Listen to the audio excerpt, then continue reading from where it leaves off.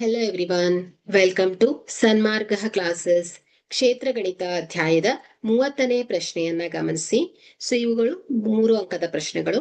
ಒಂದು ಗೋಡೆಗೆ ಲಂಬವಾಗಿ 7 ಮೀಟರ್ ಅಂತರದಲ್ಲಿ 2 ರೇಖೆಗಳನ್ನ ಎಳೆಯಲಾಗಿದೆ. ಒಂದು ರೇಖೆ 8 ಮೀಟರ್, ಮತ್ತೊಂದು ರೇಖೆ 12 ಮೀಟರ್ ಉದ್ದವಿದ್ದು ರೇಖೆಗಳ ತುದಿಗಳನ್ನ ಸೇರಿಸಿದೆ. ಗೋಡೆ ಮತ್ತು ರೇಖೆಗಳಿಂದ ಆವೃತವಾದ ಪ್ರದೇಶದ ವಿಸ್ತೀರ್ಣವನ್ನ ಕಂಡುಹಿಡಿಯಿರಿ. ಇಲ್ಲಿ ರೇಖೆಗಳು ಮತ್ತು ಗೋಡೆಯು ತ್ರಾಪಿಜ್ಯದ ಆಕಾರವನ್ನ ಹೊಂದಿದೆ ಅಲ್ವಾ. ಹಾಗಾದ್ರೆ ಇದರ ಸೂತ್ರ ಏನ್ ಹೇಳಿ? A is equal to half into A plus B into H.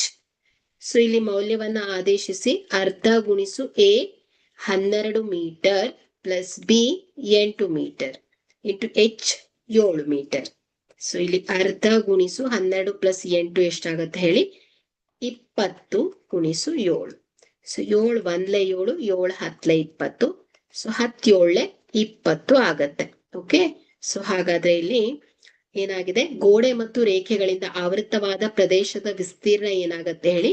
70 metre square ಆಗಿದೆ. ಓಕೆ. ಏನಾಗತ್ತೆ ಹೇಳಿ?